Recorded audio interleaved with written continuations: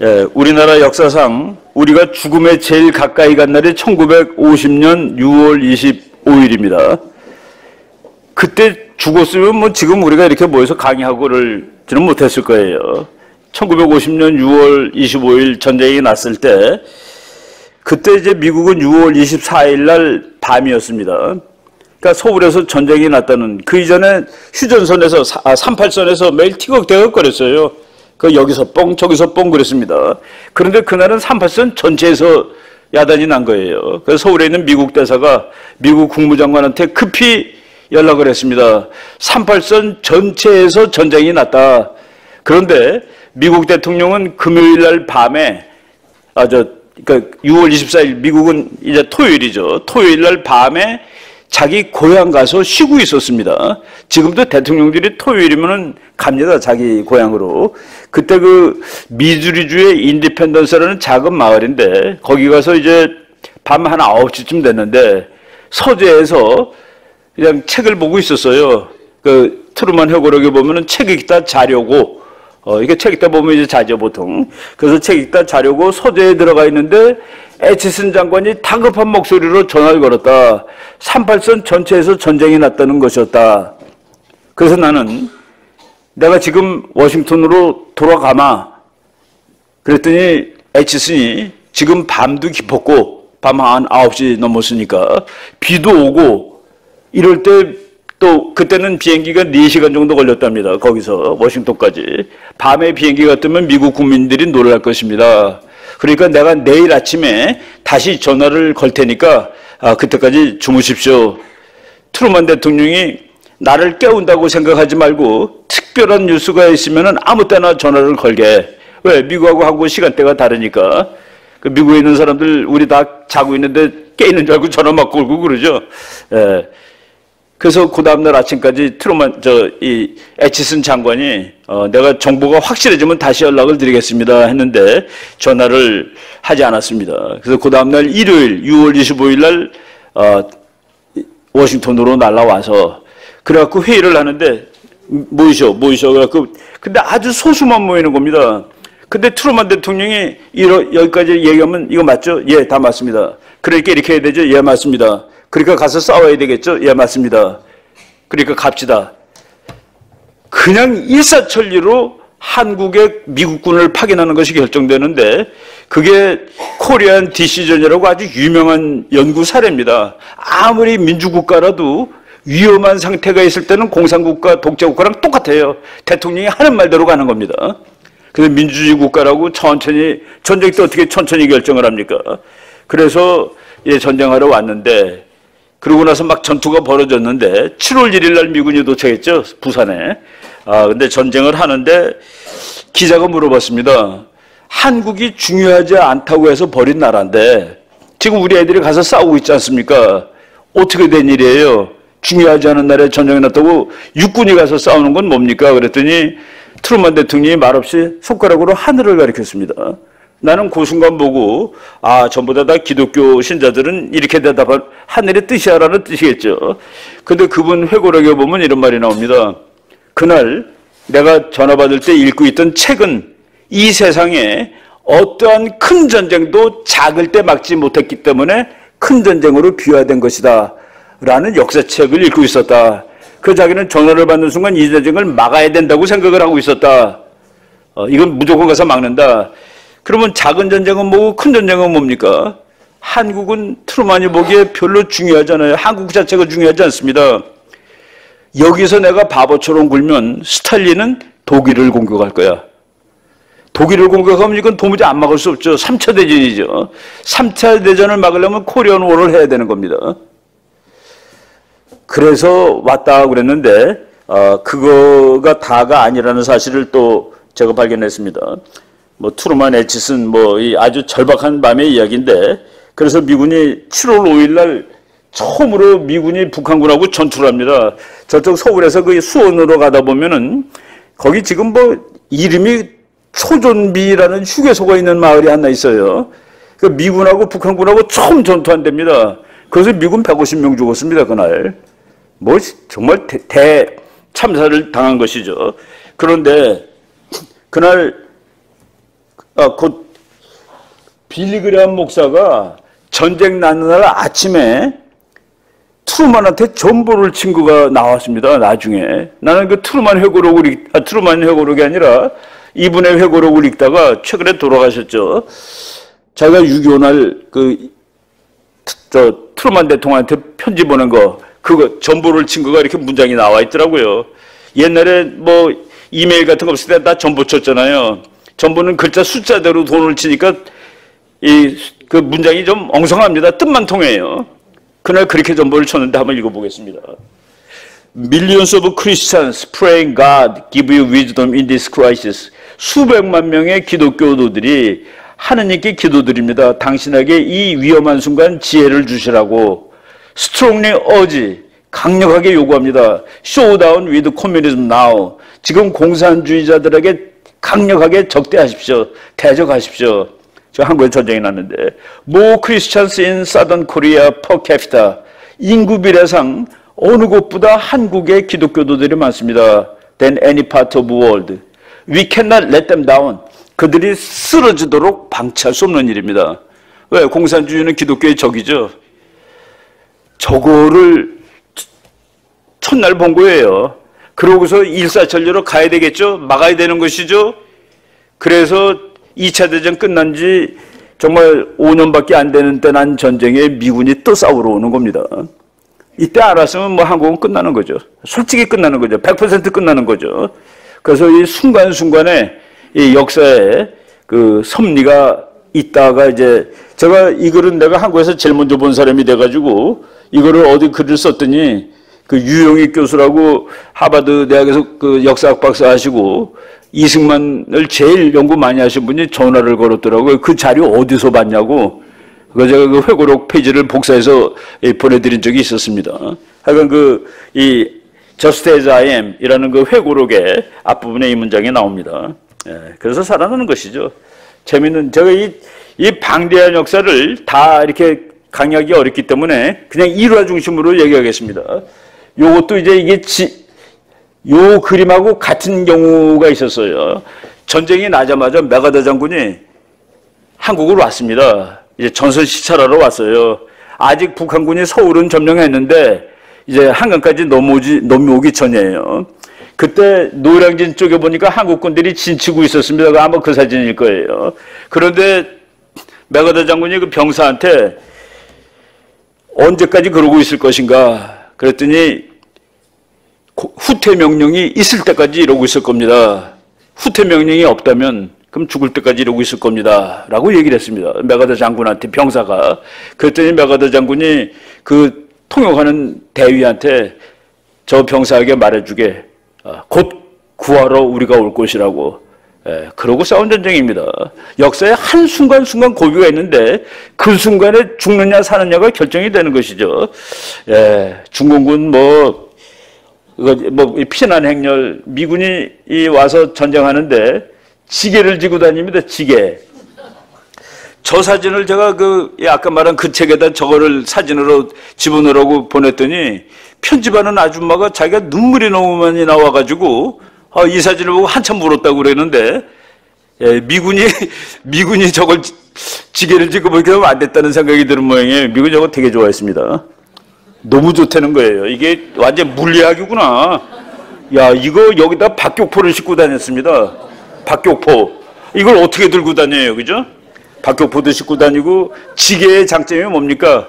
길이 없는 곳에도 갈 수 있다.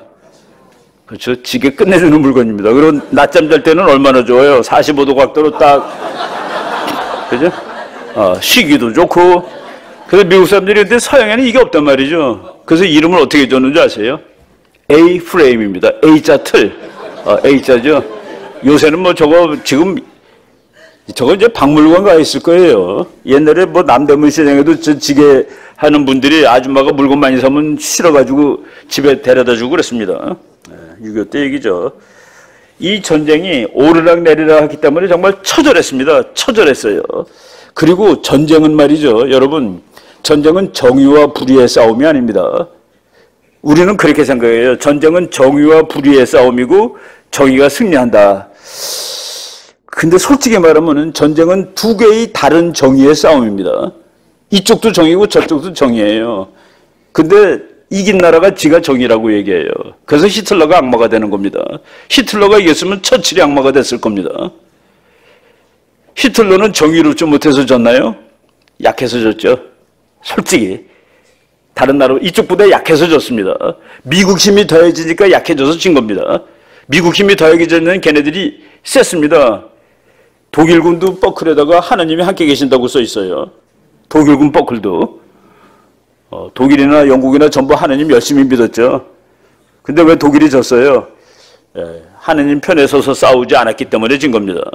영국이 하나님 편에 쓴 싸움이에요.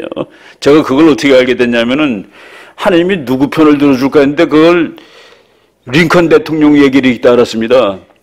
남북전쟁 하는데 1년 동안 지고 있었습니다. 북군이. 아니 노예 해방하자는 게 하나님 쪽에 맞는 거 아니에요. 근데 1년 동안 한 번도 못 죽였는데 1년째 되는 날 처음으로 전투에서 이겼습니다. 엔티에탐 전투라는 데서 무려 3,700명이나 죽었는데 북군 장군이 너무 기분이 좋아서 백악관으로 뛰어갔죠. 카카, 오늘부터 하나님이 우리 편이에요. 그랬더니 링컨 대통령이 그렇게 말하지 말게. 나는 지금 이 싸움이 하나님 편에 서서 싸우는 싸움이 되게 해달라고 기도하고 있지 라고 얘기를 했습니다. 미국이 어느 정도냐 하면은 9.11 딱 나갖고 첫 번째 내각 회의할 때, 첫 번째 강요 회의할 때 부시 대통령이 럼스펠드 장관 보고 소리내서 기도하시오. 막 뭐라고 기도하는데 그 사람이 뭐라고 기도했냐면은 우리는 힘이 너무나도 세기 때문에 지금 아무나 가서 때려 죽일 수 있다. 아무나 죽일 수 있는데 우리가 힘을 올바르게 쓸 수 있도록 도와달라고 기도를 했습니다. 그러고 싸우는 나라입니다. 그래서 그 나라, 내가 이제 기독교와 미국의 외교 정책이라는 책을 내 앞으로 써야 될 책 목록에 집어넣고 있는데, 그쪽으로 이렇게 그 자료도 보고 있습니다. 무지무지하게 기독교적이다는 그런 얘기예요. 이 오르락 내리락 하면서 그냥 전쟁터는 그래서 정의불의가 아닙니다. 분노예요, 분노. 왜 젊은 친구들은 전쟁을 하는가? 자유를 위하여? No. 평화를 위하여? No. 철수를 위해서 합니다. 내 친구 철수가 죽었어요. 저놈들한테 복수하는 겁니다. 그래서 병사들은 fight for his bodies. 자기의 그 손꼽 친구를 위해서 전쟁하는 거예요. 그래서 전우회를 강조하는 겁니다. 전쟁할 때 자유민주가 어디 있습니까? 총알이 빗발치는데 저놈들이 철수를 죽여? 복수하는 거예요. 그때까지 덜덜 떨다가 옆에 있는 친구 죽으면 총 들고 튀어나가는 겁니다. 총알이 막 오는데. 그게 이제 그래서 6.25 때 그렇게 인명피해가 높은 거예요. 가다 보니까 우리 동네 양반 아저씨가 죽었어. 저놈들이 그냥 학살한 겁니다. 지주라고. 근데 그 사람이 병사가 보기에 별로 이렇게 잘못한 것도 없는데 가서 또 저쪽 다 죽이고. 그러다 보니까 그렇게 그 인명피해가, 민간인 피해가 많았다 하는 그런 전쟁이 됐죠. 메가더 장군한테 이승만 대통령이 당신 우리 군을 지휘하시오. 그래서 작전 통제권을 넘겼습니다. 야, 저 바보 같은 사람이 작전 통제권을 넘기다니. 전쟁에 이기려고 넘긴 것이죠. 미군 따로 한국군 따로 싸워서 되겠습니까? 아까 어떤 분이 중간에 질문했는데 한강다리 왜 끊었냐고요? 이승만 대통령이 서울 사람은 다 북한 밑에서 살아 나만 도망갈게 그래서 끊었나요? 북한군이 나만 저 한강 밑으로 갈까봐 끄는 것이죠. 그때 급해가지고. 그때 뭐 잘못 끊었는지 뭔지는 그 당시 상황에서 이 사람이 디시전을 잘못했냐 잘했냐를 따져야지. 지금 저걸 끊고 자기 도망가고 한국 사람들 많이 죽였다는 것은 그 상황에 맞는 얘기는 아니죠. 그 사람이 사람들 죽이려고 자기 혼자 도망가고 끊었겠습니까?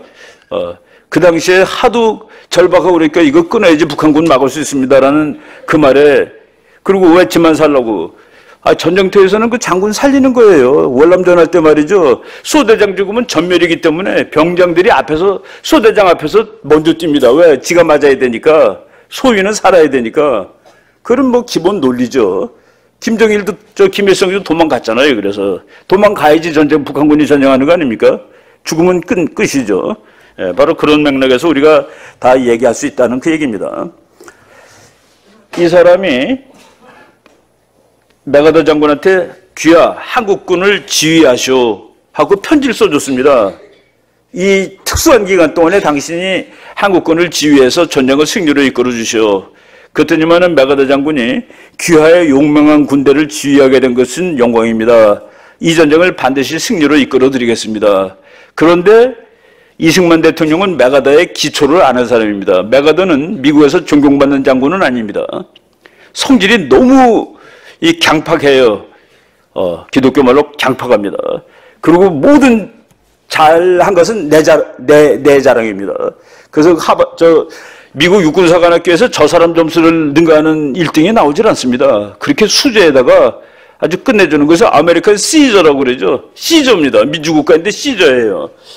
그래서 그 성질이 막 아주 그러고, 그래서 미국 교수들한테 미국 장군 이제 랭킹 매기라면 저 사람은 아주 밑에 나옵니다. 못돼 먹은 장군으로 나오죠. 그런데 저 사람의 그 철학이 전쟁이 한번 시작되면은 이기는 것 이외에는 대안이 없어. 그러니까 저 사람은 무조건 이겨야지 끝나는 겁니다. 핵을 써도 되고 중국하고 전쟁해도 되는 거예요. 그거를 아는 이승만 대통령이 코를 깬 거죠. 한국군 네가 지휘해. 그래서 그때부터 한국군 지휘가 미군한테 넘어간 건데 그게 조금 변질됐지만 지금까지 온 겁니다. 지금까지. 그걸 우리가 달라고 막 그러고 그러는데 이승만 대통령이 처음 준 거죠.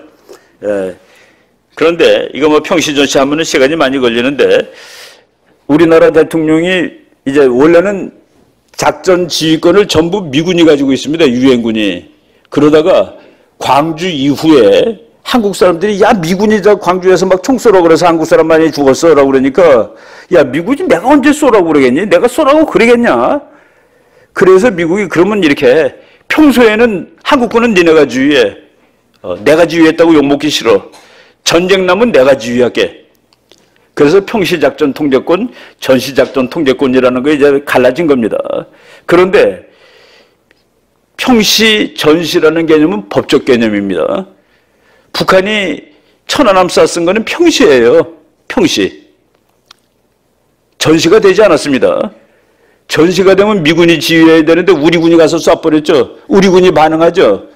연평도 쏘니까 우리가 쐈죠. 연평도가 쐈는데 그게 전쟁이면 미군이 쏴라 그래야 쏘는 거죠. 법적으로. 근데 걔네가 쐈는데 우리가 그냥 갈겨버린 겁니다. 전시 선언하기 전에. 그러니까 전시가 선언된 후부터 미군이 지휘하는 거예요. 근데 우리는 우리는 전쟁 나면 우리가 지휘도 못한다. 전쟁 나면은 전시가 선언되면 우리가 지휘 못합니다. 근데 전시가 어떻게 선언되느냐? 쉽게 얘기해서 북한이 30명이 공격해 왔어요. 그러면 그런 건 회의도 안 합니다. 북한군 30만 명이 왔다 그러면 둘이 한국하고 미국하고 이거 전쟁으로 봐야 되겠죠? 이거 전쟁입니까? 아닙니까? 이게 전쟁 맞습니다. 라고 사령관들이 얘기하면은 국방장관으로 올라갑니다. 이거 전쟁으로 봐야 되겠죠? 국방장관이 동의하면 대통령까지 올라가서 이거 전쟁으로 봐야 되겠죠? 예, 이거 전쟁입니다. 그러면 전시가 선포되는 겁니다. 그럼 그때부터 모든 지휘를 미군이 하는 겁니다. 그 이전까지는 한국이 알아서 싸우는 거예요. 그런데 우리 대통령이 이거 전시 아니에요? 우리가 할 수 있어요. 그러면 끝입니다. 그래서 전시를 선포할 수 있는 권리가 우리 대통령한테 반이 있는 거예요. 이건 무슨 전시입니까, 이게? 그래서 우리가 독립 자존심이 없는 것은 아니에요. 그리고 이승만 대통령이 미군한테 작전권을 주고서 이제 미군이 막 전쟁한단 말이죠. 메가더가 막 지휘하는 거예요. 그래갖고 메가더가 인천 상륙도 하고 인천 상륙이 9월 며칠이죠. 그런데 휴전선에 38선에 한국군이 맨 처음에 도달한 것이 9월 30일입니다. 9월 30일 대기 한 이틀 전이에요. 동해바다에서 제일 먼저 도달했습니다. 그런데 이승만 대통령이 보니까 한국군이 거기 가서 서 있는 거예요. 38선에. 그때 정일곤 장군이 사령관입니다. 정 장군 지금 뭐하나? 예, 38선에 와서 서 있습니다. 왜 서 있어? 올라가야지. 예, 각하. 거기 올라가는 것은 메가더 장군이 올라가라고 했을 때 올라갑니다. 왜냐하면 각하께서 지휘권을 글로 넘기셨거든요. 이승만 박사가 얼마나 화가 났는지, 야, 정 장군, 당신은 누구 부하야? 소리 빽 지르니까 저거 군인들 저 멀리서 전해서 소리 좀 차려 하죠. 예, 각하부합니다. 그럼 4명 들어 올라가.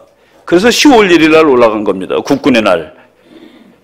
예, 그래서 10월 1일 날 한국군이 38선을 먼저 넘은 거예요. 이제 전쟁이 달라지는 것이죠. 원래 미국은 전전 상태를 회복하려고 왔습니다. 그러니까 38선까지 오면 이제 끝나는 거예요. 미국의 목적이. 근데 이승만 대통령이 올라감으로써 전쟁이 완전히 달라진 거죠. 며칠 있다 미군도 같이 따라 올라가고. 예, 그래서 그 이승만 대통령이 전시작전권 줬지만은 그냥 그대로 어겨버립니다. 몇 달 만에. 그래서 이런 거는 나중에 또 뭐 우리 공부할 기회가 있으면은 그때 하고요. 예, 그래서 휴전할 때도 이승만 대통령이 무슨 놈의 휴전이냐, 지금 북한 놈들이 전쟁 일으켰는데 지금 전쟁 끝까지 해서 통일을 해야지. 근데 미국이 뭐 더 이상 정말 트루만 대통령 인기가 지난번 부시보다도 못했습니다, 이때. 왜? 뭐 3.6군대하고 싸워서 이기지도 못하고 이게 뭐냐, 뭐 몇만 명씩 죽고. 그래서 어떻게 해서든 끝내야 됩니다. 근데 이승만 대통령이 끝내긴 뭘 끝내? 참 못 살게 굴었죠. 자, 미국이 완전히 뭐 식은땀이 났습니다, 이승만 때문에. 그래서 이승만 대통령이 미국을 다 아니까 나중에 그래, 그러니까 휴전 조약에 내가 차마 찬성은 못하겠고 반대를 하지 않겠다. 너네들이 이걸 들어주면 한미 방위 조약을 맺어줘. 그러면 내가 반대는 하지 않을게. 그래서 이 휴전 협정에 우리나라 사인은 없습니다. 김일성, 팽독해, 마크 클락, 남일, 그리고 이제 미국 육군 중장 해리슨 5명 사인이 있어요. 물론 법으로 코에 걸면 코걸이고 귀에 걸면 귀걸이니까 한국군은 유엔군의 일환이었고 유엔군 사령관이 했으니까 우리도 있다라고 하면은 있는 거고, 북한 말대로 너네는 휴전에도 협정하는 놈이 무슨 평화협정을 맺어. 아직까지 북한이 그랬습니다. 너네 휴전에도 사인 안 했잖아. 근데 무슨 평화협정 당사자야. 그건 미국하고 나하고 하는 거야. 그렇죠? 그리고 중국이 나도 해야 돼. 나도 싸웠으니까. 그럼 그것도 들어가는 겁니다. 바로 이런 식으로 지금 역사가 진행되고 있는 것이죠. 한미동맹을 성립했고 이승만 대통령이 이 세상에 미국처럼 강한 나라가 요 콩알 코딱지만한 나라를 지켜주기로 약속을 해가지고 코에 꼈습니다. 그래서 여기 와 있는 거예요. 그래서 미국 사람들은 불평등조약이라고 그럽니다. 한국한테 너무 유리하대요. 미국이 싸울 때 한국은 안 도와주잖아요. 근데 한국이 싸우면 도와주라고 돼 있잖아요. 그리고 와 있어야 되고. 바로 이런 거는, 그래서 그 우리나라 외무부에서 나온 책에도 이 사람은 외교의 신이 확실하다라고 되어 있습니다. 처칠이 미국 대통령들 욕하죠. 저 새3세계 가난한 나라에 늙은 사람 하나 못 당한다고. 이 사람은 딱 그 옛날에는 여의도에 공항이 있었습니다. 영국 대사가 여의도 공항에 내리면은 가서 등허리 툭 치면서 처칠은 잘 있는가 그러면은 처칠은 그 나라의 신이죠, 거의. 그냥 영국 대사가 서울에 내리는 날 기가 팍 죽는 겁니다. 뭐 이런 식으로 참 뭐 대단한 인물이에요. 남북한이 시작될 때는 북한이 훨씬 잘 살았습니다. 공업 총생산액이 한국은 40, 북한이 60. 발전, 전기 8, 92, 연료 12대 88, 야금 10대 90, 금속, 기계, 가공, 이거는 이제 뭐 냄비 만드는 건데 그거는 한국이 앞섰습니다. 광석 22대 78, 이런 식으로 북한이 앞섰고, 북한이 어느 정도로 앞서느냐, 북한은 6.25 때 자기 국산 총을 가지고 싸운 나라입니다. 그 국산 총 이름이 다발총, 여러 발이 나가는 총. 그래서 우리가 그걸 따발이라고 얘기를 한 것이죠. 북한이 기술이 좋아서가 아니라 일본이 군수공장을 대부분 북한에다가 만들어 놨는데 걷어가지 못하고 그냥 나사려라고 도망간 겁니다. 그래서 그걸 사용해서 북한이 총도 만들었고, 그리고 북한이 1948년 9월 9일 날 생겼죠. 생긴 다음에 중공군한테 총을 지원해줘가지고 공산군이 이겨서, 공산군은 1949년 10월 1일 날 중화민주주의인민공화국을 만든 겁니다. 그래서 김일성한테 시세를 진 거예요, 중국은. 할아버지한테. 그리고 6.25 때 이제 따발총 갖고 왔다 하는 그 얘기입니다. 뭐 이거는 뭐 쭉 이승만 대통령이 외교 대통령이기도 하고, 타협은 거짓 평화다. 그때 이제 신문에 났죠. 참, 최근에 이게 타협도 평화냐 뭐 이런 데 대해서 논쟁이 많은데, 이런 거 뭐 쭉. 그리고 이 사람이 워낙 그 바닥이었기 때문에 이승만 대통령은 산업화를 하나도 안 한 거로 하는데, 최근 연구하는 사람들은 박정희 대통령의 그 산업화가 결실을 보고 있었던 씨앗은 이미 뿌려져 있었던 것이다 해가지고 산업화의 원조를 이승만으로 보는 그런 견해도 지금 뭐 많이 나오고 있습니다. 요새 뭐 연구를 거의 안 하니까 저 사람들은 그냥 이 나쁜 인간으로 저 사람들은 안 되는 사람이야 이렇게 돼 있죠. 예. 북한에는 김일성 대학이 있습니다. 미국에는 조지 워싱턴 대학이 있습니다. 우리나라도 사실은 이승만 대학이 있어야 되죠. 왜? 가나밖에 안 되는 나라가 지금 세계 12등이 됐습니다.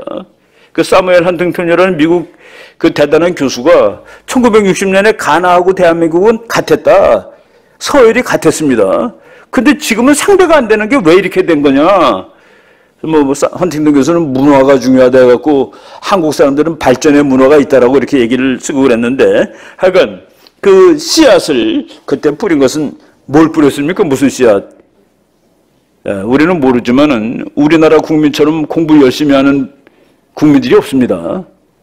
일제 나온 다음에 한글도 다 모르는데 완전히 한글 다 깨우게 한 대통령이 이승만 대통령이죠, 사실은. 그리고 저 사람은 야, 우리나라 이게 뭐 있냐 솔직히. 지하 자원이 많은 것도 아니고 뭐가 많은 것도 아니고, 그러니까 공부하는 것밖에 없는데 애들 공부시키는데 미국 가서 원자력 배워와야 돼. 그래서 정말 공부 잘하는 사람 미국에 있는 그 원자력 연구소 다 유학시켰습니다. 알곤 연구소라고 시카고 부근에 있는데 거기에 한국 사람들 가서 원자력 공부하러 갔다 오고, 왜? 그게 미래의 에너지니까. 그래, 그런 것들이 이미 이승만 대통령 때 이제 기초를 놓고, 그 전쟁이 53년에 끝났으니까 뭐 그때 기억하시는 분들 있죠. 그때 버스 타면은 상위군들이 연필 사라고 다 돌립니다. 그 무조건 사야 돼. 안 사면은 그 작대기로 맞습니다. 야, 나는 나가서 다리를 잃었는데 연필 하나 안 사주는 거야 하고서 행패 부리고 그랬죠. 바로 그런 시대입니다. 1953년부터 60년까지가. 그동안에 이승만 대통령은 모든 국민들이 한글 깨치게 하고, 그리고 특히 군인들은 미국 가가지고 미국 기술 배워오게 하고, 그리고 민간인학자 공부 잘하는 사람들 뽑아서 가서 원자력 기술 배워오게 하고, 그런 것들이 우리가 지금 연구해야 될 그런 주제가 됩니다. 이 사람이 선거 6.25 때 부산에서 선거했습니다. 전쟁 중인데 높은 교육열과 문맹 퇴치, 농지개혁, 뭐 김일성만 한 게 아니라 여기도 했죠. 개신교 국가화를 추진. 이거를 이제 기독교 아닌 사람들은 아주 싫어하는데, 이제 이게 진리, 자유, 보편 뭐 이런 것이죠. 기독교라는 거가. 그리고 민주주의의 성장을 이끌어내고 민주주의에 의해 밀려난 대통령. 데모 열심히 했습니다. 독재국가에서는 데모 못하죠. 이 세계에서 북한에서 넘어온 사람이 제일 조용한 나라가 북한이래요. 정말 조용하죠. 쥐죽은도 조용합니다. 데모 못하니까, 하면 다 죽으니까. 그리고 학생들이 물러나라고 그러는 나를, 국민들이 물러나라고 그래? 그럼 물러나야지. 물러났잖아요. 그러니까 민주주의 성장을 이끌어내고, 그때 각 대학 학생들이 이제 경문 쓴 거 보면은, 야, 이제 민주주의를 아는 국민들이 되었구나 합니다. 그때 거리가 거꾸로 읽어보면은. 60년대 대학생이 이 정도를 썼구나. 예, 이 사람이 29살 때 독립정신이라는 책을 썼는데, 제가 29에 미국 유학을 갔습니다. 갔다 와서 36에 박사받아 와서 독립정신을 읽다가 이 사람이 29살에 썼다는 소리 듣고 정말 좌절되더라고요. 야, 나는 그때 이런 거 죽어도 못 쓴다, 지금도 못 쓴다 하는. 그래서 우리가 이제 공부하다 보면은 공부하지 않은데 아는 사람들이 있습니다. 예수님이 뭐 학교 다녔나요, 솔직히? 예수님이 뭐 대학교 졸업했으니까 박사 받았나요? 그래서 생이지지란 말이 있습니다. 생이지지. 나면서부터 하는 사람들이 있어요. 아마 이승만 대통령은 나면서부터 하는 사람에 속하는 것 같아요. 그리고 이제 공부를 하면 아는 사람도 있습니다. 우리들은 공부하면 그래도 알아요. 그걸 학이지지라고 합니다. 공부를 함으로써 알게 되는 사람들. 근데 해도 모르는 사람들이 많아요. 그걸 이제 곤이지지라고 합니다. 피곤하지만은 모르는 거. 공부 잘해야지 제대로 할 수 있어요. 예, 뭐 이분이 이제 18년 동안 또 옆에서 또 그런 놈들 많겠죠. 노인들한테 이거 각하께서 더 하셔야 됩니다. 뭐 그런 건 이제 그래서 공이 있고 과가 있는 것이죠. 나가 물러난 다음에 그 1년 동안 한국에는 민주주의가 만발한 게 아니라 방종, 이건 자유라기보다는 너무 방종이었습니다. 뭐 애들이 초등학교 아이들이 말이죠. 그때 국민학교죠. 단민 선생 바꿔달라고 길에 나와서 데모하는 나라가 어디 있습니까? 예, 그때 여론조사를 보면은 우리나라 그 국민들이 이게 여기 어디 있나? 3.7%가 민주당을 믿을 수 있다고 그랬습니다. 3.7%. 이거 나머지는 이거 이러다 나라 망하는 거 아니야? 이렇게 돼가지고 그래서 이제 군인들이 이거 하러 나왔는데 안 하는 게 좋은데 이거는 그 당시에 국제정치의 평균입니다. 한국에도 군부 쿠데타가 날 것이다라고 학자들은 다 예측했습니다. 왜? 너무나도 조건이 좋아요. 인공지능 컴퓨터한테 물어봅시다. 데이터 다 집어넣고 어떤 일이 터질 것 같아? 아마 그때 상황을 지금 인공지능 컴퓨터에다 집어넣고 데이터 어떤 일이 벌어지겠냐 그러면 군사 쿠데타가 답일 겁니다. 아마도. 그 정도로 뭐 여러 가지 상황을 다 이제 갖추고 있었죠. 군인들을 무식한 군인이라고 그러는데 지금도 그렇지 않습니다. 대한민국에서 학벌이 제일 좋은 집단이 대한민국 장교단입니다. 장교단의 제일 학벌이 나쁜 애가 대졸이에요. 대학교를 졸업하지 않으면 일단 소위가 될 수 없는 나라입니다. 우리나라는 제일 최하가 대학교 16년 교육받은 사람입니다. 장교는. 그러니까 100% 대학 졸업한 집단이 어디 있습니까? 사법고시 붙은 사람 중에도 고졸이 있어요. 대학 교수님 중에서도 꼭 대졸 아닌 사람이 있습니다. 그런데 장교는 전원 대졸이에요, 지금도. 그리고 그때는 특히 더 그랬습니다. 그래서 그때 우리가 무식한 군인들이 한 것이 아니라, 이제 그 실력이 다 있는 사람들. 근데 이 세상 돌아가는 것에 대해 알아요. 그런데 알면 어떻게 정권을 잡습니까? 그런데 칼까지 들고 있어. 군인들은. 그러니까 능히 그런 상황에서는 군인이 나오는 것이죠. 그래서 5.16이 됐습니다. 5.16이 났는데 이런 건 뭐 다 우리 설명 다 하려면 오래 걸리니까 이거 누르면 예.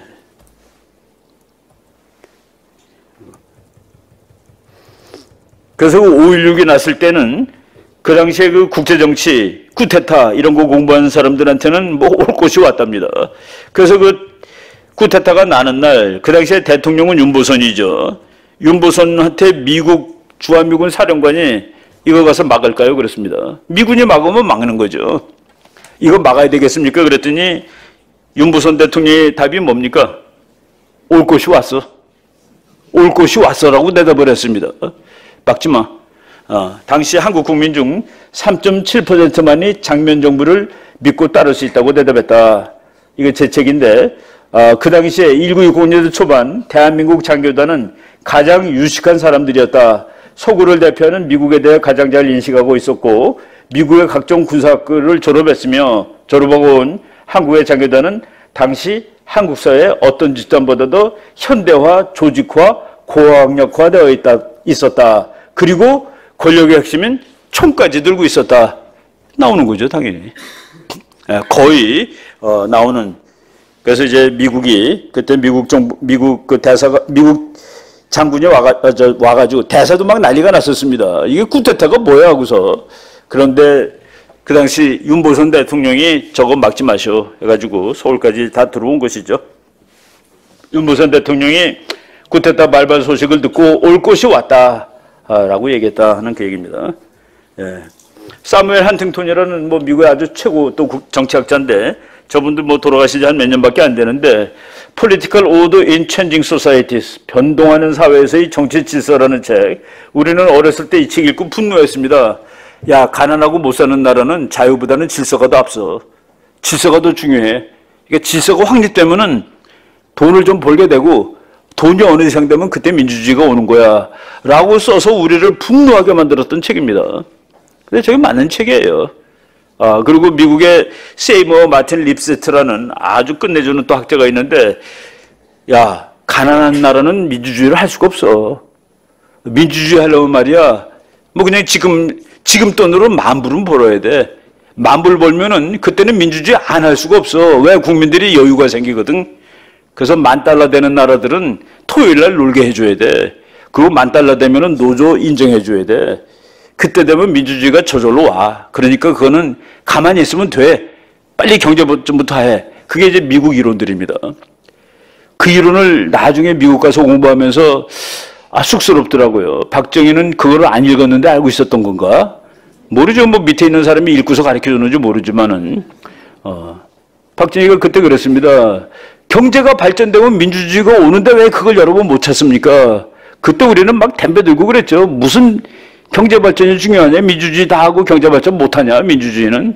예, 근데 이 패턴이 있습니다. $10,000, 지금 또 $10,000. 지금 중국이 거기 걸린 거예요. 민주주의로 가야 되는데, 우리나라는 언제 걸렸는지 아십니까? 1987년에 걸렸습니다.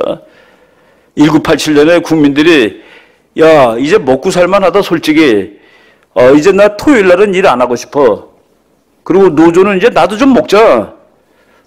그리고 대통령 좀 우리가 직접 뽑아보자. 뭐 장충체육관에서 매일 뽑냐. 그때가 전두환 때입니다. 전두환이 그렇게 합시다 하고 받아준 것이 6.29 선언입니다.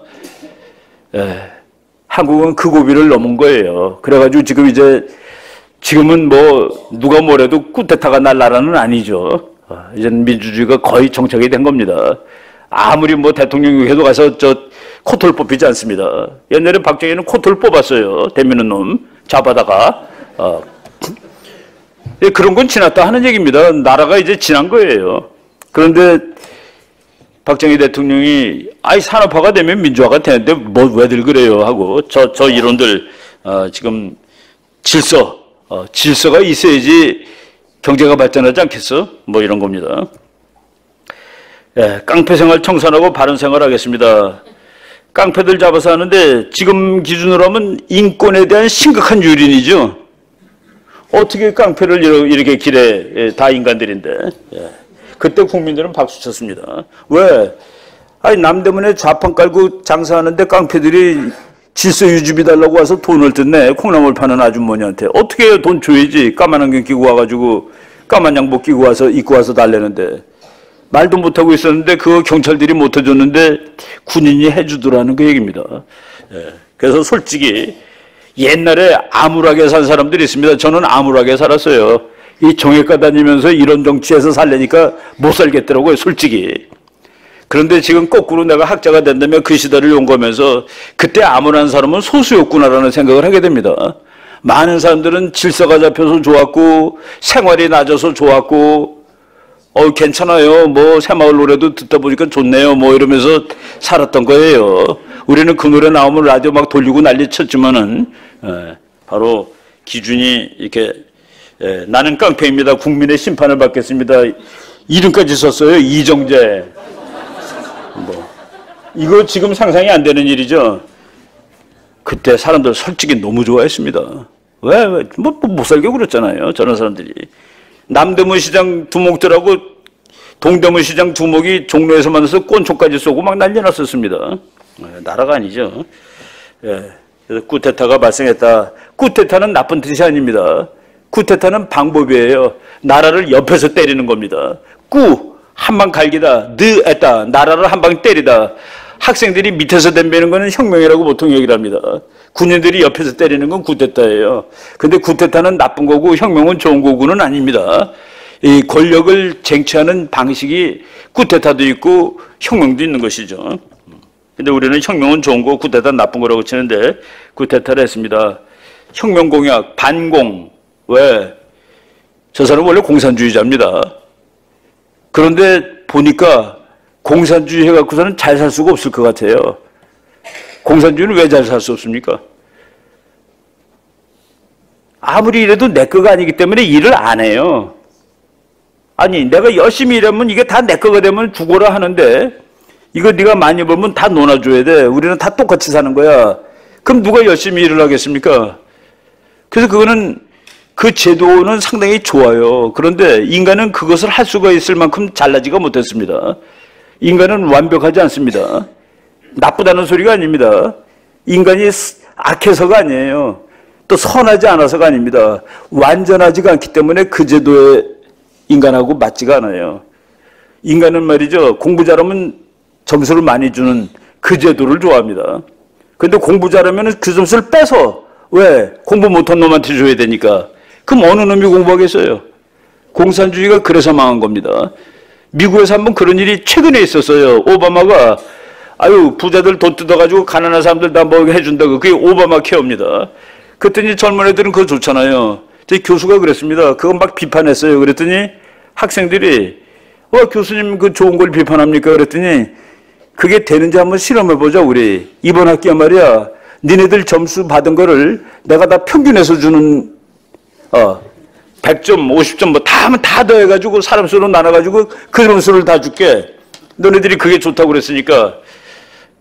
그래서 애들이 동의했습니다. 그럽시다. 그 첫 번째 시험은 그래도 공부 열심히 하면 100점도 있고 뭐 또 열심히 했는데 80점 맞은 애도 있고 그래서 둘 다 90점 줬습니다. 그러니까 100점 맞은 놈 화나는 거예요. 두 번째, 세 번째 그 전체 전부 다 F를 줬습니다. 왜? 자기 점수대로 점수가 안 나오니까 안 하는 거예요. 놀라운 것은 지가 한 점수보다 많이 받은 놈들도 안 하더라는 계획입니다. 그게 인간이에요. 우리가 못나서가 아니라 그 정도 수준이에요. 완전하지 않기 때문에 we are not perfect. 그런데 공산주의는 인간이 퍼펙트하다고 가정을 하고서 출발하는 것이죠. 우리가 다 예수님이나 공자님이면 공산주의 좋죠. 열심히 일해서 갖다 놓고 난 요만큼만 필요하니까 요것만 갖고 갈게. 그게 되나요? 그게 우리는 안 되는 겁니다. 그래서 반공. 그 다음에 미국. 어디 줄 서는지를 정확히 알아야 됩니다. 우리나라가 줄 안 서는 날은 언제인 줄 아세요?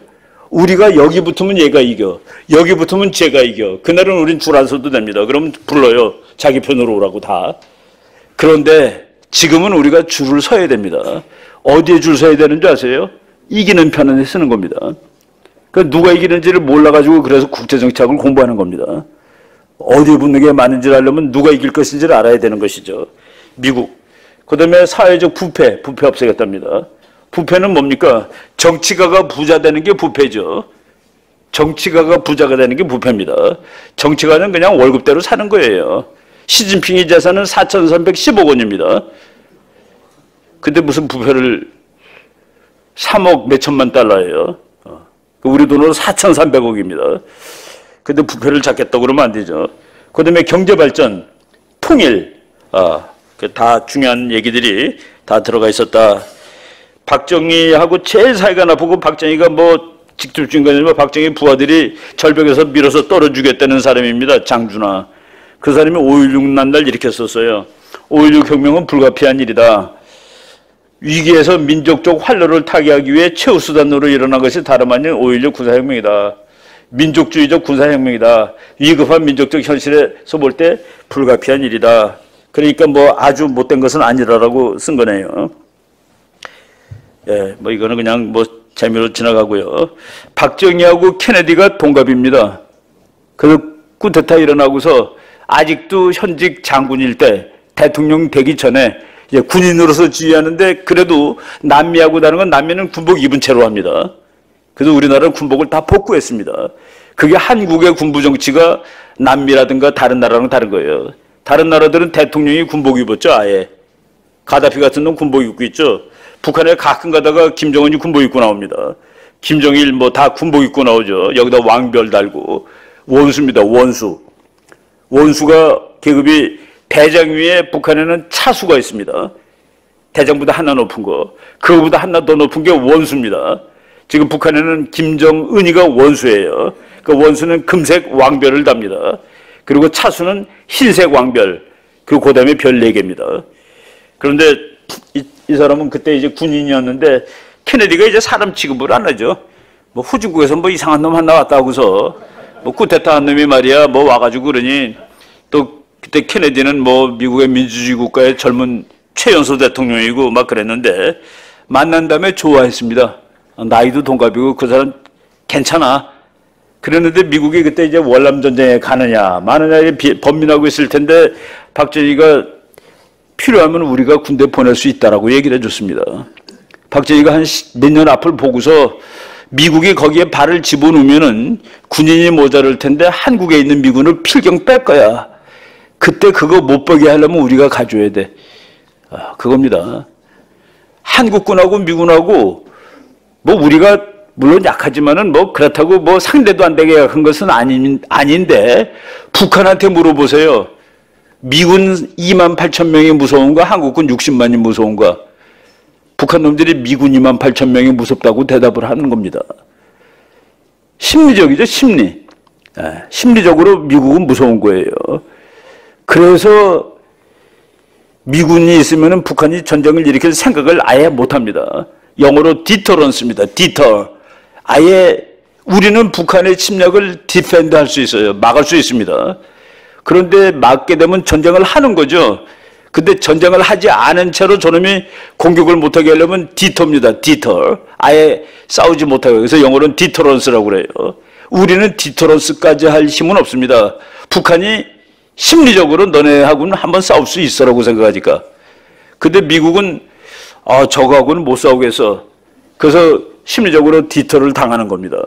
그래서 이게 중요하다고 그러는 거예요. 전투력이 월등히 세다가 아니라 심리적으로 북한이 못 건드린다 하는 것이 주한미군이기 때문에 그래서 주한미군이 빠져나가는 걸 막기 위해서 너네가 급하면은 우리가 군대를 보내줄게.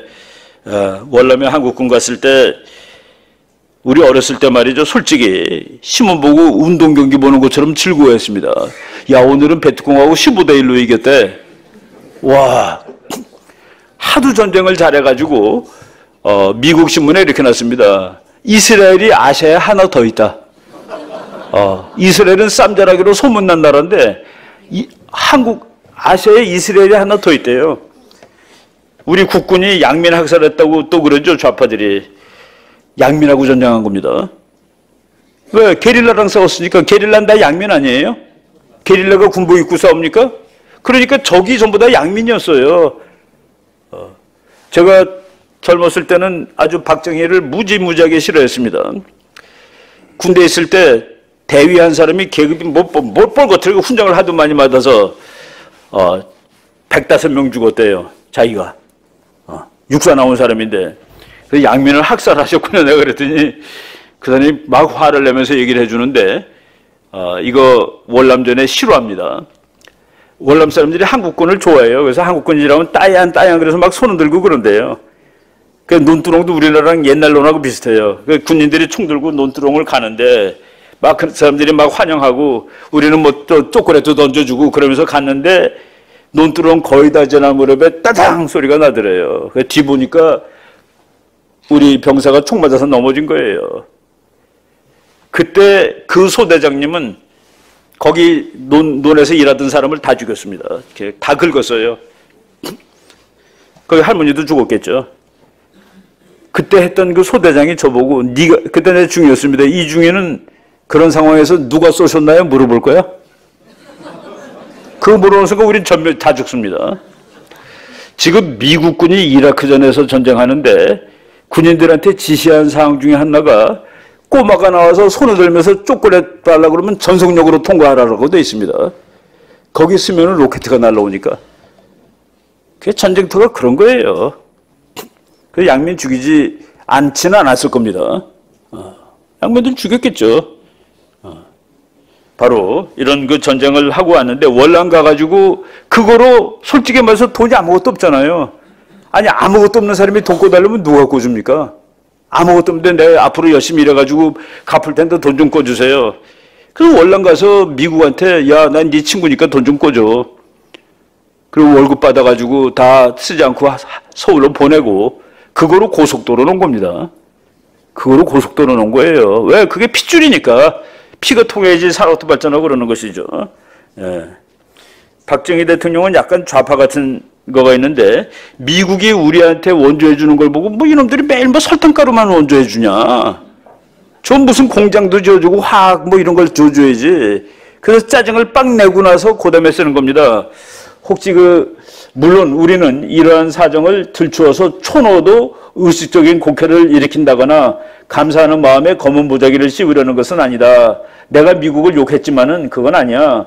고마운 것은 어디까지나 감사해야 하는 것이지. 왜냐하면 이것은 어디까지나 예의에 관한 문제이기 때문이야.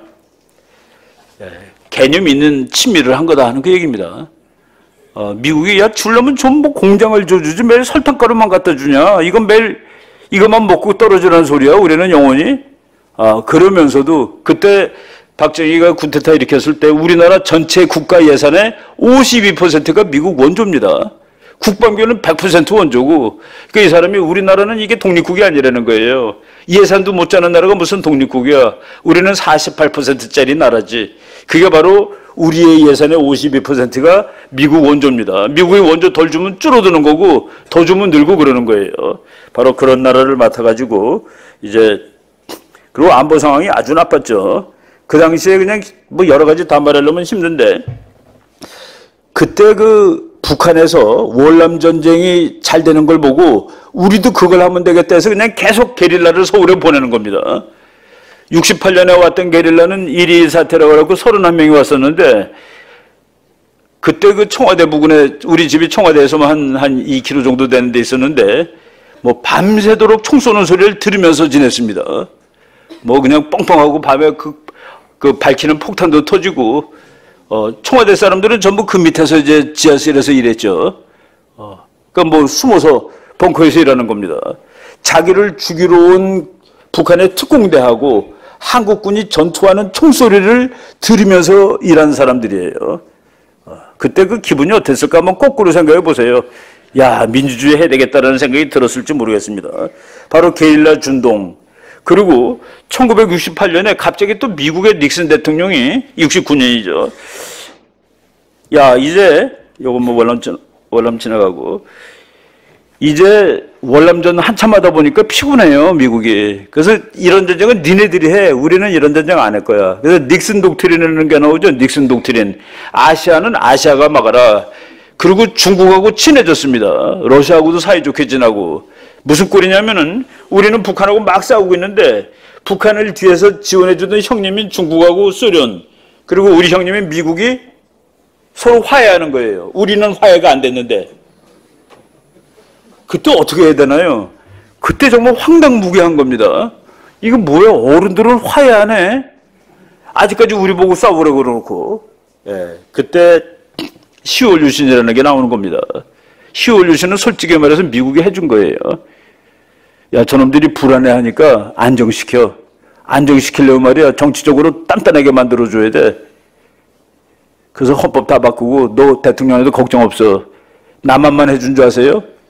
북한은 72년에 사회주의 헌법이라는 게 나와서 김일성이를 신으로 만들어놨습니다. 이제 너네 둘이 다 튼튼해졌으니까 우리 형님들이 사이좋게 지내도 너네들도 그냥 단단하니까 걱정하지들 말아. 그래서 10월 유신하고 북한의 사회주의 헌법, 어른들 둘이, 뭐 어른이라고는 좀 웃기지만 하여간 큰 나라 둘이 화해하면서 밑에는 그래 너네 둘이 그 권력을 단단하게 잘 가지고 안정을 유지해 라고 해준 겁니다. 그때 미군을 뽑으려고 그랬더니 중국 수상이 주한미군 뽑으면 안 됩니다 그랬습니다. 왜? 그럼 전쟁 나니까. 한반도에서 전쟁 나면 자기도 시끄러워 죽겠으니까. 중국이 주한미군 철수 반대하는 겁니다. 지금도 반대해요. 왜? 주한미군이 철수하게 되면은 일본이 나는 어떻게 해요 그러면은? 내가 다 막아야 되는 거고 우리 애들 군대 가야 되는 건가? 일본 우파들은 야야 가만히 있어 잘 됐어. 우리가 지금 다시 일어서야 돼. 중국은 그럼 어떻게 돼요? 일본군이 다시 100만 대군 하면 어떻게 됩니까? 일본군이 50만 대군으로 가도 어떻게 됩니까? 그래서 북한이 원하는 거가 마음대로 되지 않습니다. 지금 북한은 미국까지 안 가는 것만 안 만들면 안 되겠냐, 미국? 대륙간 따뜻함만 안 만들고 나머지는 갖고 있게 해줘. 그런데 일본이 미국 가서 그랬습니다. 일본 국방장관이 중거리, 단거리, 화학무기도 다 없애게 해달라고 그랬습니다. 중거리, 단거리, 화학무기, 장거리만 아니라 그거 사실 우리가 말했어야 되는 것 같아요. 근데 일본이 얘기해버렸습니다.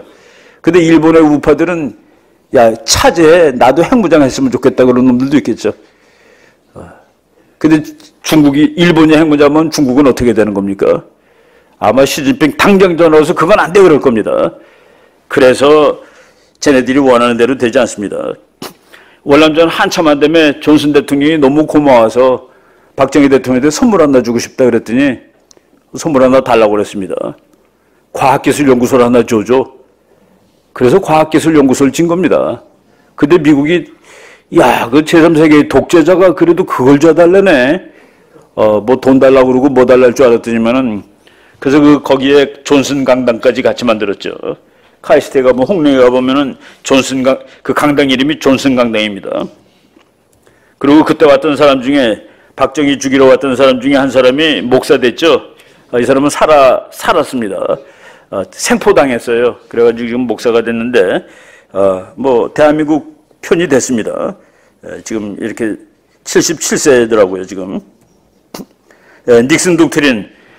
애들은 들이다 싸우고 있는데 어른들이 갑자기 애들한테 물어보지도 않고 화해한 거.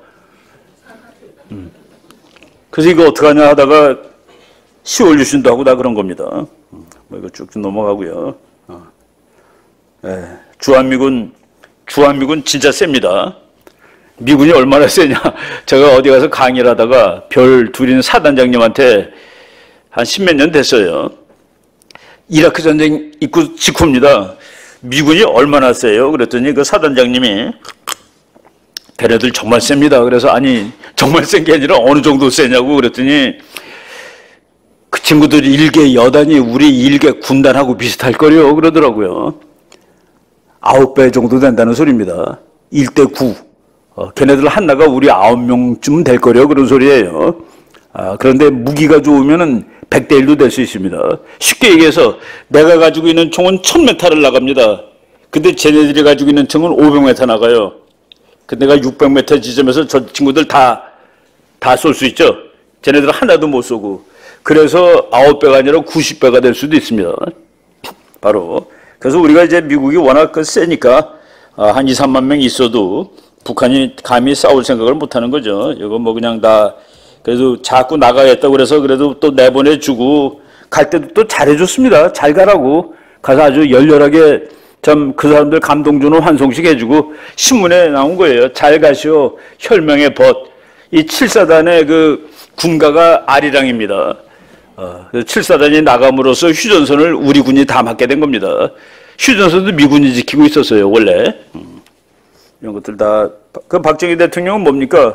미군이 있어도 나라를 지켜야 되지만 없어도 지켜야 되는데 있는 인다에서 붙들려고 노력을 했습니다. 한 사람이라도 나갈까봐 월남에 대신 보내주고 그리고 그거로 이제 시드머니를 갖고 와서 고속도로 깔고 그랬는데 카터라는 사람 나는 우리나라에 있는 미군이 아무 때나 갈 수 있다는 거는 이런 사람이 또 안 나온다는 보장이 없기 때문입니다. 카터가 미국 대통령이 되는데 그 사람의 선거 경악이 내가 이제 지금 선거하는 중인데 제일 앞에 있던 거가 주한미군 완전 철수입니다. 그 이유는 독재국가인데 우리가 왜 도와줍니다. 독재국가인데 왜 도와주니? 그럼 북한은 근데 김일성이는 또 되게 좋아해요. 저 친구가. 알 수가 없습니다. 근데 하여간 간다고 그러니까 박정희는 뭐 황당한 것이죠. 야 지금 뭐 경제발전도 안 되고 돈도 없는데 저놈들 간다고 그러면 어떡하느냐. 그래가지고 카터가 한국을 방문할 때 자기 그 대사 이런 사람들한테 절대로 박정희가 나랑 만나가지고 주한미군 가면 안 된다는 소리 제발 못 꺼내게 해 라고 약속을 했는데 박정희가 딱 어떻게 말할 건 전부 다 영어로 말하고 통역한테 훈련시키는 겁니다. 정확히 전달하는 훈련을 다 시키고 카터랑 만나자마자 그냥 주한미군 나가면 안 된다고 뭐 1시간을 떠드는 거예요. 한 30분 40분 되니까 카터가 밑에서 종이를 꺼내가지고 만화를 그리기 시작했습니다. 박정희 너 떠들어. 난 만화 그려. 만화 그렸어요. 그런데도 계속 떠들었습니다. 가면 절대로 안 되고 그 얘기를 말이죠. 그 당시에 그 한국 대사였던 글라이스틴이라는 사람인데 그 사람 회고록에 이렇게 나옵니다. 글라이스틴 대사는 위에서 4번째 줄이에요. 과거 수많은 정상회담에 참석해 보았지만 카터와 박정희가 그날 아침에 한 것처럼 지도자들이 무지막지하게 이야기하는 것을 본 적이 없었다. 그리고 붙드는 겁니다. 그런데 그래도 카터가 너무 화가 나가지고 가다가 저쪽 그 서울 그 덕수궁 뒤에 가면은 미국 그 대사관 관저가 있습니다. 거기서 점심을 먹게 돼 있는데 점심인가 저녁인가 하여간 차에서 내려가지고 막 대사한테 아까 그 글라이스틴 대사한테 막 삿대질했어요. 그 우리말로 야 임마 박정희가 주한미군 철군 그 얘기 꺼내지 못하게 준비하라고 그랬잖아. 그럼 막 소리를 지르고 막 펄펄 뛰니까 그때 그 옆에 있던 미국 사람들이 지금 대통령이 잘못하고 있는 겁니다라고 얘기를 해버렸습니다. 카터한테. 그러니까 카터가 그리고 4년 만에 대통령이 떨어지는데 떨어지는 날 비행기 타고 오면서 소리내서 울었습니다. 엉엉 울었어요. 그런데 그 떨어진 이유 중에 가장 중요한 이유 중에 하나가 박정희 자기 대통령 공약을 날려버린 거. 근데 박정희가 나중에는 뭐라고 그랬냐면은 그래 가라. 갈 테면 가. 갈 테면 가라 하니까 갑자기 놀랐어요. 미국이. 니네 가면 우리는 핵폭탄 만드는 거야. 박정희는 핵폭탄 만들어서 뭐 그게 아니라 내가 핵폭탄 만드는 일본은 어떻게 하겠니? 내가 핵 만드는 일본도 난리가 나겠지? 너네들 한번 잘해봐. 일본이 핵폭탄 만드는 날 일본은 1942년으로 다시 돌아가는 겁니다. 지금 일본이 미국한테 쩔쩔매는 거는 군사력이 없다는 거 그거 하나예요. 일본은 세계 3등짜리 나라입니다. 지금. 그 나라가 핵무기 가지고 군사력 가지면 미국 말 듣겠어요? 박정희가 그래 가려면 가. 그 말에 철군 계획이 완전히 수포로 돌아가고 카터는 대통령 안 되고 그래서 카터 회고록에 보면은 박정희 얘기는 3줄밖에 안 나옵니다. 그러니까 가짜지. 박정희 얘기가 30페이지는 나와야죠.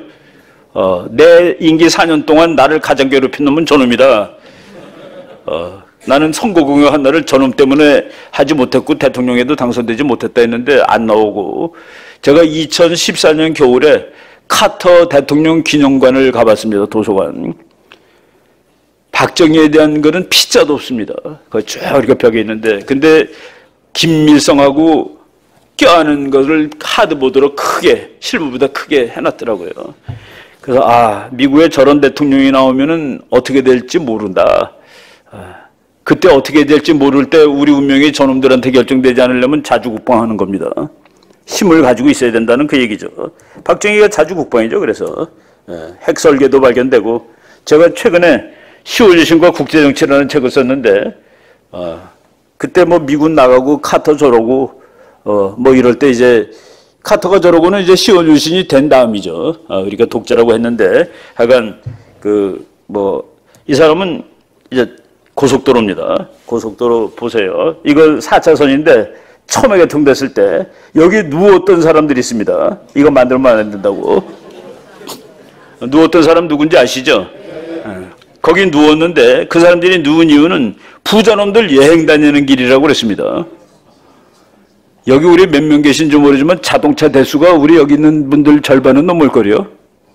100명 있으면 50대 넘습니다. 우리나라 자동차 2,300만 대예요. 18세 이상만 쳐가지고서는 한 사람당 거의 한 대 아니에요. 그런데 부자들 놀러 다니는 길이에요, 저 길이. 요새 평민도 못 놀러 다니죠. 차가 너무 많아서. 바로 그래도 김대중 대통령이 그랬어요. 나를 그렇게 못 잡아먹어서 어떤 얼굴인가 보려고 한번 갔지. 근데 박정희 대통령이 굉장히 엄격한 인상이 아니야. 냉철하고 그런데 가니까 그렇게 다정할 수가 없더라고. 박정희는 겁쟁이에요. 그래서 뭐 누구 와서 세게 때려잡지도 못한 사람입니다. 박정희가 독재자라고 막 그러는데 몇 명 죽었어요. 보통 다른 나라 독재자 뭐 그냥 몇백만 단위죠. 모택동에는 한 6천만 치죠. 그래서 지금 어떤 사람은 저 겁쟁이라서 잘 못했다고 그럽니다. 근데 뭐 겁쟁이라기보다도 그냥 뭐 낭만주의자, 낭만까지 하는데 저 사람은 시 쓰는 사람입니다. 그리고 저 풍금, 피아노가 아니라 풍금에서 노래 작곡하는 사람이에요. 우리 국민들 신나게 부르는 노래 한번 작곡해봐야 되겠다 하고서 뭐 새마을도 하고 나의 조국도 하고 그런 사람입니다. 풍금으로 노래 작곡하는 사람이 깡패가 되기는 곤란해요. 그죠? 김문수 지사는 그럽니다. 경기도지사 있죠. 왜 광화문이 조선시대냐? 광화문이 조선시대입니다. 이순신하고 세종대왕이니까 대한민국 시대는 아니에요. 미국은 조지 워싱턴이 있어도 괜찮습니다. 왜? 그 사람이 만든 나라고 지금하고 같은 나라니까. 그냥 USA니까. 근데 지금 우리는 솔직히 말해서 바뀌었죠. 조선하고 일본이 있고 그다음에 대한민국인데 대한민국적인 거가 너무 없는데 이분은 대한민국적인 거로 장사도 할 수 있는데 왜 그런 거 안 하는지 모르겠더라고. 이 말씀하신 장면입니다. 박정희가 뭐 잘한 거 못한 거 다 많은데 이 사람의 공적은 김일성을 이긴 거예요. 아까 72년도 야 와서 얘기해봐. 근데 와서 보니까 남한에 뭐가 너무 많거든요. 그때 이범석이가 우리 그 남북회담 대표입니다. 그때 서울을 와가지고 북한 사람들이 뭐 전국에 있는 자동차를 다 갖다 놨구만. 뭐 우리한테 보여줄 거 많아서 다 갖다 놓은 거야. 그랬더니 이범석 씨가 그랬대요. 야, 다 갖다 놨어요. 차 옮기는 건 쉽습니다. 건물 옮기느라고 얼마나 고생했는지 아십니까? 그러면서 이제 그렇게 이제 온 것이죠. 박정희가 이제 나중에 끝날 무렵에 됐을 때는 야 김일성 총이든 활이든 갖고 덤벼 그랬습니다. 처음으로 국방비를 우리 돈으로 하던 해. 야 덤벼. 이젠 내가 너랑도 싸울 수 있을 것 같아. 아까 80불, 240불, 필리핀 800불 얘기했죠. 그거를 지금 우리가 뭐 60년대 정말 가난했고 원래 더 가난했고 그거를 이제 다 극복을 했습니다. 이거 쭉 넘어가고요. 북한 얘기 조금 하고 뭐 이제 북한은 말이죠. 국민이 굶지 않습니다. 국민이 굶지 않는다고? 예, 국민이 굶지 않아요. 왜 굶지 않게 됐냐면은 90년대 이제 고난의 행군이고 뭐고 하면서 공산주의 국가는 국민들한테 배급 주는 나라죠. 걷어가지고. 그래서 미국의 자유주의자들은 그 공산제도는 노예의 길이라고 그럽니다. 왜 노예의 길이냐면은 내가 열심히 일해갖고 사실은 내가 밥 먹는 거는 아무런 문제가 없는데 일단 다 나라에다 바쳐야 되니까 그때 밥 먹는 것도 문제가 생긴 거예요. 저 사람이 밥 안 주면 내가 굶어야 됩니다. 내가 굶을 일이 없는데 내 힘으로. 그래서 그 노예의 길이라는 책이 있죠. 사회주의는 노예의 길로 가는 거다. 그런데 인간들이 다 열심히 일하지 않거든요. 다 열심히 일하지 않습니다. 그래서 다 모으니까 조금밖에 안 돼요. 근데 북한이 배급을 줄 수 없게 됐습니다. 배급을 줄 수 없으니까 북한이 할 수 없이 여러분들 나가서 알아서 먹고 사세요 그랬습니다. 그러니까 평양에 있는 귀족들은 배급을 주는데 보통 사람은 알아서 먹고 사셔야 하는데 그게 북한이 물꼬를 튼 겁니다. 알아서 먹고 사세요 그러니까 아저씨들은 굶어 죽습니다. 아줌마들이 다 사는 거예요. 아줌마들이 집에 쌀이 2대가 있습니다. 남아있는 쌀이. 2대를 먹고 살라고 그러니까 요거를 떡을 이쁘게 만들어서 시장에 들고 나갔어요. 4대로 바꾸는 겁니다. 그 4대가 8대가 되고 그래가지고 아주머니들이 돈이 생겨가지고 그 돈을 전부 다 아궁이에다 집어넣고 쉬는 거예요. 쉬는 재미로 사는 겁니다. 야 이제 우리 아이 좋은 학교 보낼 수 있게 되겠네. 이거 정권 따로 국민 따로가 된 겁니다. 그래서 이거 정권 따로 국민 따로면 나라가 망하죠. 그래서 김정일 살아있을 때 야 내일부터 너네들 아궁이에 숨긴 돈 그거 못 써. 화폐 개혁. 그래서 100대 1로 지금 100원이 내일 1원이야. 다 갖고 나와 바꿔줄게 새 거로. 그런데 10만 원까지 바꿔줬습니다. 그러니까 어떤 아줌마가 1000만 원 들고 있는데 그 사람은 있는 거 다 바꿔갔어요. 5천만 원 들고 나왔는데 4천만 원 압수 10만 원으로 새 돈 10만 원으로. 그래서 그날 북한이 다 울었다라고 돼 있습니다. 그 상황을 란쿠프라는 이 사람은 소련 출신인데 김일성 대학 졸업하고 호주에 있는 대학에서 박사 받은 사람인데 지금 국민대학 교수입니다. 북한 통치배들에게는 집에서 두부를 만들거나 편리한 옷을 재봉하는 아줌마들이 미제국주의나 남조선 괴로보다 더 무서운 것이다. 그렇죠. 따로 노니까 따로. 내가 배급 안 줬는데도 안 죽고들 다 있네. 그럼 더 무서운 거예요. 죽었을 줄 알아도 다 살아있으면은 그 사람들은 뭐라 그럽니까? 마음대로 하세요. 요거만 건드리지 마시고. 그럼 따르죠. 그거를 독재자가 어떻게 찾겠습니까? 그런데 지금 요새 어느 정도까지 갔냐면은 평양에서 배급을 받는 귀족들도 배급을 제대로 못 받는다가 돼 있습니다. 그래서 심지어는 군인들 보고 휴가를 주는데 휴가가 가서 쌀어도 오기. 그리고 작년에 미국 군함들 뭐 몇십 대씩 와 있고 그랬는데 그래서 북한 군인들이 모내기 하러 못 갔습니다. 그래서 수확량이 확 줄어들었어요. 금년에 배도 되게 고픕니다. 뭐 이런 것들 등등 해서 저 체제는 무너지는데 그래도 한국보다 훨씬 잘 나가던 체제다는 그런 얘기죠. 지금 북한 사람들 키가 요만해요. 한국군은 미군하고 키가 같아졌습니다. 병사들. 그렇죠. 지금 한국 병사들 키가 미군하고 별로 작지 않습니다. 북한군은 이건 뭐예요? 응? 초등학생 같아요. 뭐 우리보다 10cm 이상 작으니까 138? 군대 가는 기준이? 그 뭐 우리나라 중학교생 학생 정도 되면 군대 가는 거죠. 우리는 뭐 지금 젊은 친구들 다 1m 73, 4 다 넘습니다. 대학생들. 그래서 이게 뭐 우유 먹고 컸으니까 키가 큰 거죠.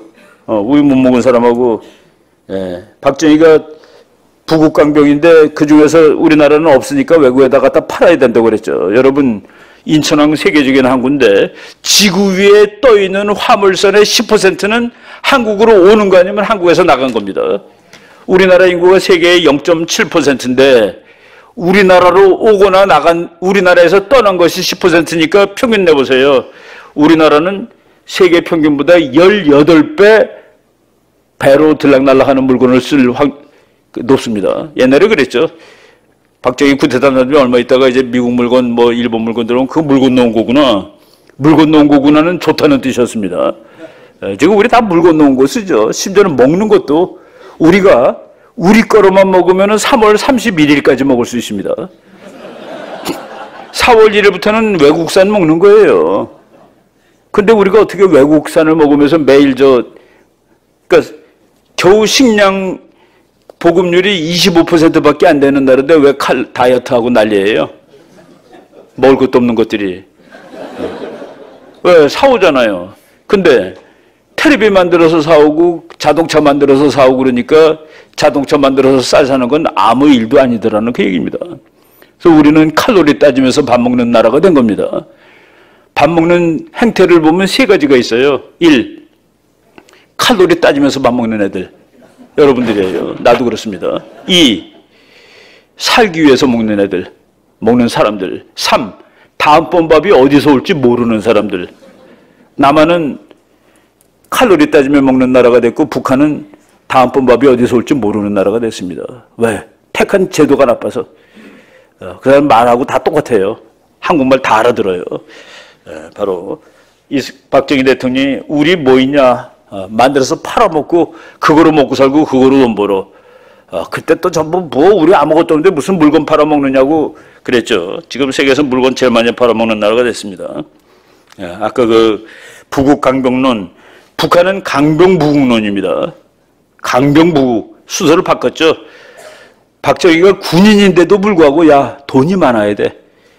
그럼 군사력은 나중에 저절로 해결돼. 강병부국, 부국강병, 부국강병. 그리고 부국이 되면은 강병도 되고 민주주의도 와. 아까 말한 그 교수 이름이 교수입니다. 이걸 했고, 이거 뭐 자기 주기로 온 얘기들 이런 거 쭉 보면은 지금 한국이 110년 전에 미국이 버렸습니다. 버린 건 아니에요. 갖고 간 적이 없으니까 버린 거가 아니죠. 그때 필리핀하고 바꿨습니다. 일본도 이거 가져. 필리핀 그 대신 내가 가질게. 그게 노일 전쟁 때 카츠라 테프트 조약이죠. 근데 지금 미국이 야 이거 물건이네 라고 보고 있습니다. 이거 내가 다 가져야 되겠어. 이거 내가 다 가질 거야. 미국이 다 가지면 어떻게 됩니까? 아까 일본한테는 칼이라고 그랬죠. 중국한테는 망치라고 그랬죠. 미국이 망치도 쥐고 칼도 쥐고 있는 겁니다. 그러니까 중국하고 일본을 컨트롤할 수 있는 겁니다. 그 통일날 한반도는 미국한테 되게 좋아요. 그래서 그 힘을 활용하면 되는 겁니다. 근데 북한도 그 힘을 활용하려고 그러죠. 그런데 활용할 때도 다 뜻이 좋아야 되는 겁니다. 북한이 유도 7단이에요. 그래서 이제 집어던져요. 웬만한 거 집어던집니다. 남한도 집어던져요. 근데 지금 북한이 집어던지려는 미국은 고릴라입니다. 그래서 아무리 유도를 잘해도 안 넘어가요. 그거가 지금 상황이라고 보시면 됩니다. 쭉 이제 하고 요건데 뭐 이 30년의 역사를 그냥 막 수박 겉을 막 핥았습니다. 그래서 너무 수박겉만 핥으면 몸이 건조할 것 같아서 일화들을 몇 개 이제 설명을 했는데 우리 이걸 통해서 공부를 새로 이거 공부를 해야 되겠다는 마음을 가져야 됩니다. 제가 최근에 읽은 책 중에 정말 공부하고 싶은 마음을 아주 그냥 어마어마하게 자극한 책이 있는데 세종은 과연 성군이었나라는 책이 있습니다. 그거 혹시 읽으신 분 계십니까? 예. 우리가 정말 진리를 할 때 어떤 때는 진리를 모르고 살다 진리를 알면 분노할 때도 있습니다. 분노할 때도 있고 그런데 결국은 진리를 알게 되면 힘이 느껴집니다. 힘이 느껴지는 거예요. 그래서 아는 것은 힘이 나죠. 우리 공부해야 됩니다. 그리고 지금 너무 잘못된 거, 틀린 거가 너무 많이 횡행하고 있어요. 그러니까 우리 이영훈 교수님은 우리나라가 노예가 그렇게 많았더라고요. 우리 인구의 40%가 노예였습니다. 우리나라 국민의 40%가 노예다 하는 얘기입니다. 남자 노예는 노, 여자 노예는 비, 그리고 노예의 이 인권은 없습니다. 특히 여자 노예는 남자보다 힘이 없어가지고 여자 노예 6명인가 8명인가를 말 한 필값으로 쳤습니다. 그러니까 노예가 얼마면 자기 재산이에요. 근데 말 한 마리가 여자 노예 8명이었다. 이건 말이 안 되는 것이죠. 그리고 우리 교수님 책에 의하면은 노예는 인간이니까 IQ가 있고 다 사랑도 하고 도망갔습니다. 이렇게 못 살겠다고. 도망갔던 노예를 잡아다가 발바닥을 내려치는데 60대 맞고 죽었어요. 근데 그 시골에 어떤 양반인데 한 100명쯤 노예를 부리는 노예가 재산이니까. 근데 그 사람이 노예 죽은 거를 보고 그날 일기를 썼는데 일기를 교수가 찾아내가지고 쓴 겁니다. 야, 그놈이 죽을 죄를 진 것도 아닌데 내가 때리다 보니까 죽었다. 참 오늘 기분이 마치 똥을 먹은 것 같구나. 장사라도 잘해줘야지. 그게 죄의식이에요. 그래도 그건 대단한 죄의식입니다. 사람이 죽었는데 그렇게 산 겁니다. 저는 어렸을 때 학교 다닐 때 지금도 그 책을 읽다가 갑자기 어렸을 때 내가 공부 시간에 아주 번민하던 적이 있었습니다. 선생님이 너 어디시냐라고 물어볼까 봐. 그 선생님은 한문 선생인데 애들 보고 너는 어디 김씨야? 너는 어디시야? 그러면 그 양반 가문이구만. 이순신 장군 쪽이네. 저기는 양녕대군이구나. 근데 나한테 물어보면 나는 할 말이 없어요. 족보도 없고 안성희 씨라는 안성희 씨인데 이게 뭔지도 잘 모르겠어요. 나 그럼 본 적도 없습니다. 야, 내가 40% 안에 들어갈 가능성이 있구나. 응? 근데 이제 그때 어렸을 때도 그렇게 생각했습니다. 만적의 난을 일으킨 사람이 이 씨라는데 혹시 우리가 그거는 아니겠지? 이러면서. 근데 선생님이 계속 다 양반이더라고, 옆에 있는 애들이. 나는 좀 나한테 물어보면은, 그래서 그게 두려웠습니다. 중학교 1학년, 2학년 때. 지금 그 사람은 올바른 선생이 아니다고 저는 판정하고 있습니다. 양녕대군 18대 후손 같구만. 근데 그거는, 40%는, 인간의 40%니까 마찬가지 아니겠어요? 그 확률로 치면은. 그래서, 왜 그런 것들 다 공부해야 되죠. 공부하고, 지금은 우리 다 인간이 평등한 세상인데 노예가 어디 있습니까? 우리 선배 중에 한 사람이 고아인데 미국에서 박사 받아왔는데 결혼을 40몇 살에 하는데 여자 쪽에서 남자 쪽 가문이 나쁘다고 남자 쪽 가문이 나쁘대. 하긴 가문이 나쁘죠. 족보가 없으니까.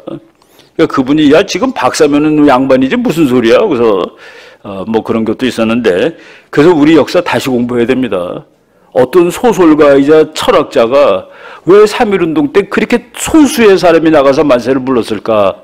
라는 의문을 제시한 사람이 있습니다. 왜 그렇게 소수가 나가서 만세를 불렀을까? 너무 조금 나갔다 이겁니다. 근데 그 사람이 잠정적인 답은 1910년보다 1919년에 살기 좋아졌다고 믿고 있는 사람들이 많았다는 얘기입니다. 노비들은 일본 때문에 노비가 없어졌죠. 그런 거 다 우리가 공부해야 될 대상입니다. 아까 제가 질문했던 거, 왜 고종이 책임을 져야지 이완용이가 책임을 지니? 이런 거. 그리고 우리는 절대로 남을 침략한 적이 없다라는 말 앞으로 절대로 하시면 안 됩니다. 그러면 고구려는 그냥 뺏겨요. 고구려는 밥 먹듯이 남을 침략한 나라입니다. 그렇지 않으면 어떻게 이렇게 넓어요? 남을 침략하는데 그렇게 넓어요? 고구려는 정말 전쟁을 무지막지하게 많이 한 나라입니다. 전쟁이 고구려 전쟁의 나라라는 책이 있어요. 한번 보세요. 정말 전쟁을, 그리고 국가는 전쟁하는 조직입니다. 전쟁 못하는 건 국가가 아닙니다. 전쟁 잘하는 것이 200몇 개 남아있는 것이 지금 지구입니다. 전쟁 잘하는 거 200개 남아있는 거예요. 그중에서 이제 앞으로 또 못하는 건 몇 개 죽을 거예요. 독도는 왜 우리 것인지에 대해서 강의하고 이 강의 마치겠습니다. 독도는 왜 우리 걸까요? 우리가 군사적으로 지배하고 있기 때문에 우리 겁니다. 밀리터리 컨트롤 오버. 그래서 우리 거예요. 아니, 교수님, 역사적으로 우리 거예요. 만주는 그러면? 만주는 역사적으로 누구 거예요? 만주 역사적으로 우리 거였습니다. 고구려가 우리니까. 그래서 우리는 한 번도 남을 침략한 적이 없다라고 말하면 안 돼요. 그래서 고구려가 우리 거기 때문에 역사적으로 우리 건데 지금은 중국이 지배하고 있으니까 중국 거예요. 독도는 뭐 옛날에 어떻게 잘 모르겠는데 지금 우리가 지배해서 우리 거예요. 그래서 언제까지 우리 거냐면 일본이 뺏기기 전까지 우리 겁니다. 근데 그거 뺏기면 안 되죠. 그게 다이아몬드가 나와서 안 되는 것도 아니고 석유가 나와서 안 되는 것도 아닙니다. 독도는 우리의 상징입니다. 그걸 뺏기면 우리가 무너지기 때문에 뺏길 수가 없어요. 그거 뺏기면 돌 뺏기는 게 아니라 우리의 독립과 자존과 주권이 날아가는 겁니다. 그래서 그건 필사적으로 지켜야 되는 거예요. 태극기가 그냥 천조각인데 왜 중요합니까? 우리의 상징이니까 중요한 것이죠. 독도도 그런 면에서 중요하다는 그 얘기입니다. 그래서 우리가 그냥 뭐 독도는 우리 땅 노래 억번 불러도 안 되고 그것보다는 군함 한 척 더 사는 게 낫고 그 뭐 또 자 이렇게 공부하면 됩니다. 여러분들 이렇게 좋은 뭐 제가 오늘 잘했다는 건 아닌데 앞에 홍지수 작가 같은 사람 대단한 사람들이에요. 이제 공부하시고 이게 뭐 다 이 공부는 나도 집에 가서 공부를 더 해야 될 자극제가 되면 그거로 만점입니다. 제 강의가 여러분들이 공부해야 될 마음을 자극했으면은 저는 그거로 만족하겠습니다. 여기까지 하겠습니다.